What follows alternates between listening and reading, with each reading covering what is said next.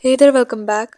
Today we have the Redmi Note 15 Pro Plus. In this video, I'll guide you through how to enable the call notification LED light on your device. Follow all the steps carefully to activate call alerts properly.